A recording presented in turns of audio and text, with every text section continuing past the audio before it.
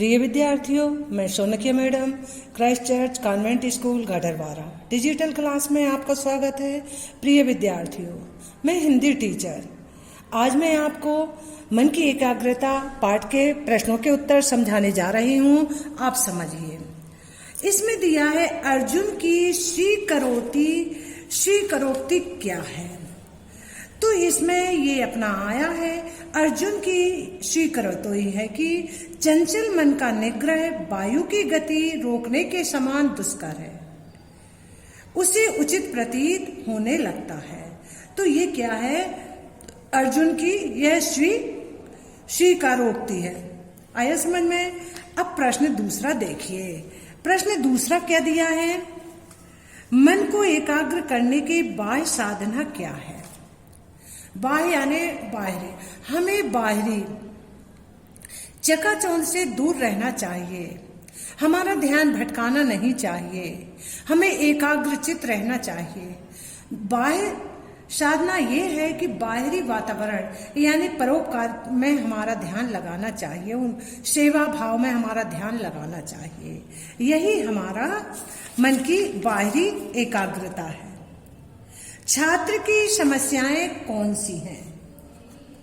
अब देखिए, प्रश्न तीसरा है, अध्ययन करने वाले छात्र के मन में, देखिए, अध्ययन करने वाले छात्र के मन में अनेक प्रकार के विचार आते हैं। वह सोचता है कि आज अर्थ प्रधान युग में उसे ऊंचा पद प्राप्त करने के लिए एकाग्र मन से पढ़ना चाहिए।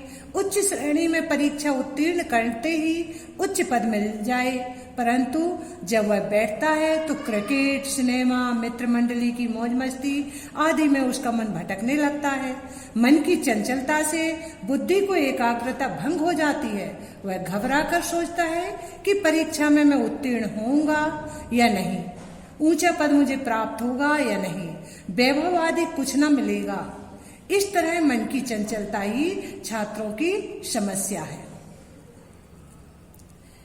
इंद्रियों का कार्य क्या होना चाहिए?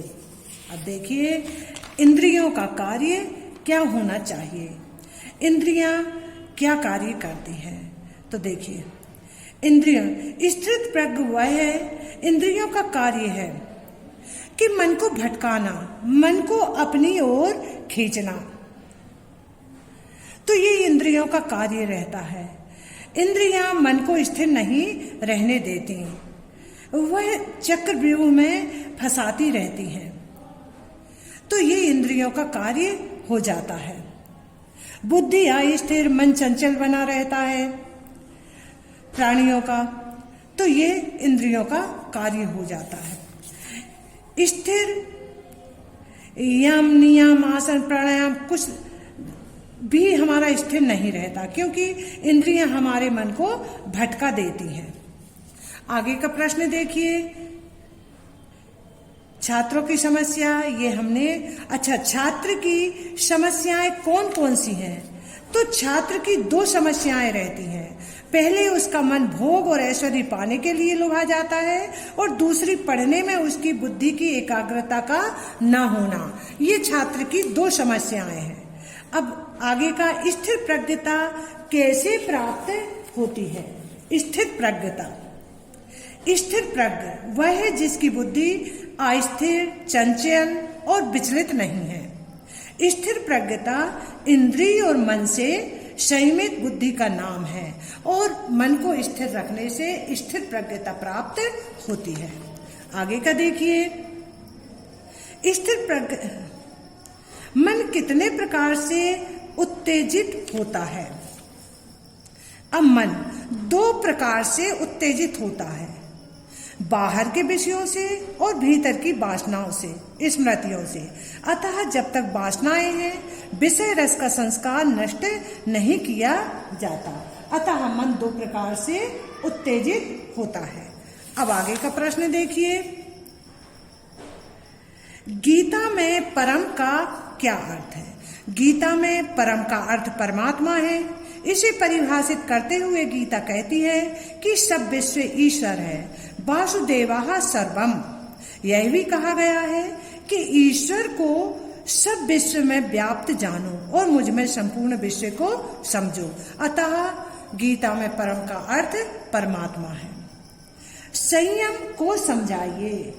संयम क्या होता है? अपने मन को एकाग्र चित्त रखना, नियमों से बांधना ही संयम कहलाता है, अर्थात मन को न भटकने देना संयम कहलाता है। परम उच्च लक्ष्य का तात्पर्य क्या है? परम का अर्थ है कि मन को किसी परम उच्च लक्ष्य में लगाना, जैसे सेवा कार्य, लोक संग्रह, राष्ट्रभक्ति, दीन दरिद्रों की सेवा आदि परम उच्च लक्ष्य कहलाता है।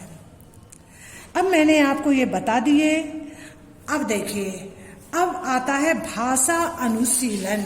तो भाषा अनुशीलन में समझना है, विलोम शब्द आए हैं इसमें। राग, इसका आ जाएगा अनुराग, राग का विराग आएगा, राग का विराग, अनाचार, सदाचार। अब पर्यायवाची शब्द लिखिए, चंचल, स्थिर, कामनाएं नहीं, चंचल, चंचल का स्थिर नहीं होगा बेटा, ये मैंने विलोम बता दिया है आपको। चंचल, नटखट, कामनाएं, इच्छाएं, आकांक्षाएं, निग्रह, निग्रह करना यानी छोड़ना।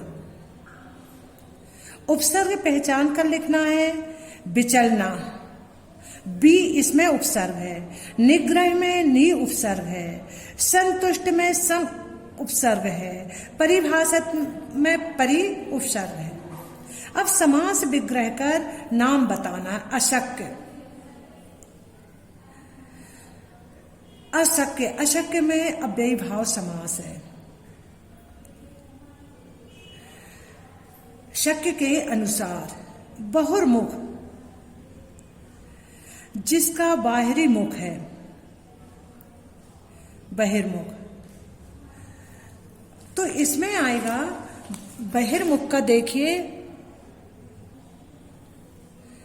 बहिर्मुख, बाहरी मुख, कर्मधारय समास, लोक संग्रह, लोक का संग्रह, तत्पुरुष समास। तो बेटा मैंने आज आपको मन की एकाग्रता पाठ पूरा समझा दिया है, आपको समझ में आ गया होगा। धन्यवाद।